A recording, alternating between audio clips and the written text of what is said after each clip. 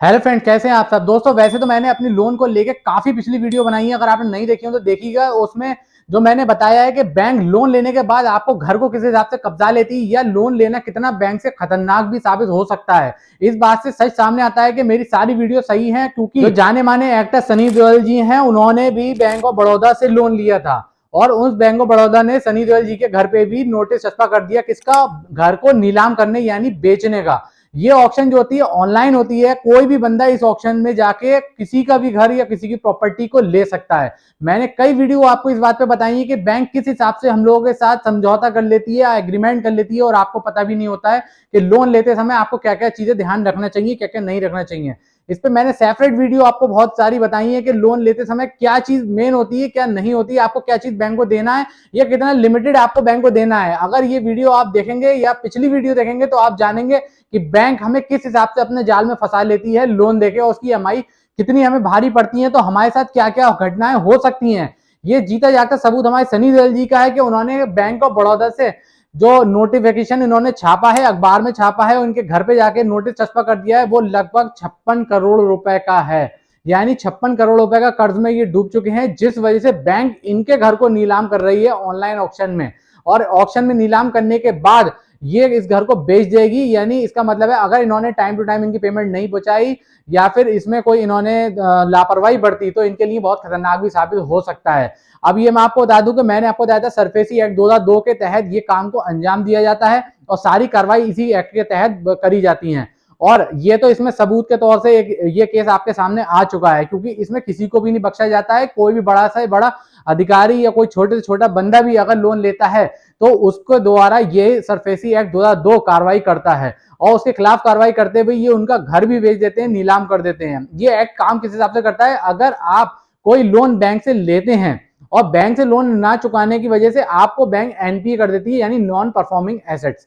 अब वो क्या होता है, बैंक का पैसा तो डूब ही रहा है, क्योंकि आपने उनसे जो लोन लिया है वो पैसा कहां से रिकवर करेंगे।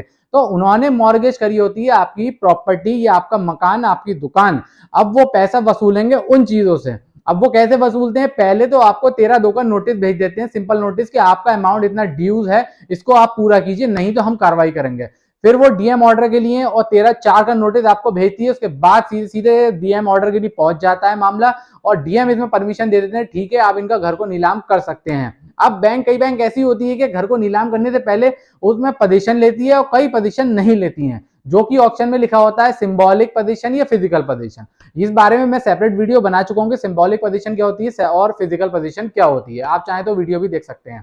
अब इसमें होता क्या है, अगर बैंक ने आपका डीएम ऑर्डर क्लियर हो गया है, 13/4 का नोटिस हो चुका है, अब बैंक को राइट मिल जाता है डिस्ट्रिक्ट मजिस्ट्रेट से कि अगर वो चाहे तो पुलिस भी ले सकते हैं गवर्नमेंट से आपके घर को कब्जाने के लिए। यानी उस पर पहले कब्जा करते हैं, कब्जा करने के बाद ऑनलाइन ऑक्शन कर देते हैं। और कई केस में ऐसा होता है वो कब्जा भी नहीं करेंगे, ऑनलाइन ऑक्शन लगा देंगे। उसके बाद अगर आपको जब पता चलता है, जब तक देर हो चुकी होती है, फिर वो आपको सीधे घर को बेच देते हैं। उसके बाद वो कब्जा करके पार्टी को दे देते हैं जो खरीदार होता है।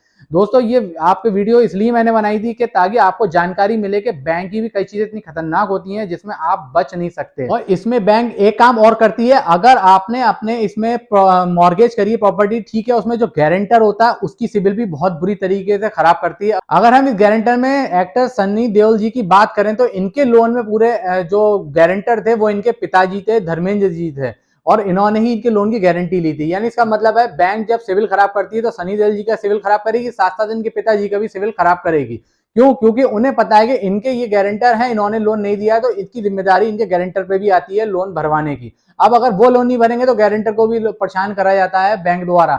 बस मॉर्गेज प्रॉपर्टी में इतना होता है कि बैंक को रिलीफ मिल जाता है कि वो उनकी प्रॉपर्टी बेच के अपने पैसे रिकवर कर लेती है। इसलिए दोस्तों मैं आपको बताना चाहता हूं कि अगर आपको जरूरत हो तभी आप प्रॉपर्टी रख के ही बैंक से लोन लीजिएगा, और जिसको आप चुका पाएं। अगर आप नहीं चुका पाएंगे या आपने बेजरूरत लोन लिया है या आप उसकी ईएमआई पे गौर नहीं कर रहे हैं, तो वो पहले वाला टाइम नहीं है कि आप कहीं भाग जाएंगे, छुप जाएंगे, आपका बार कार्रवाई नहीं होगी। अब ये जो टाइम, ये सरफेसी एक्ट की हम बात करें 2002 की, तो ये आपका घर, दुकान नीलाम सब कर देगी और आपकी जरूरत बिल्कुल नहीं पड़ेगी कि आप सोचें कि मैं इस पे सिग्नेचर करने जाऊंगा। ऐसा कुछ नहीं है, बैंक अपने बिहाफ पे आपकी रजिस्ट्री कर देगी खरीदार को। इसलिए आप मेरी वीडियो को देखिए, समझिए, और मेरी पिछली कई वीडियो हैं उसका मैं लिंक भी डिस्क्रिप्शन में दे दूंगा, आप चाहें तो उसको देख सकते हैं। अगर मेरी वीडियो अच्छी लगी हो तो ज्यादा से ज्यादा शेयर कीजिएगा, मेरे चैनल को सब्सक्राइब कीजिए, देखते रहिए YouTube channel legal defensor. Thank you.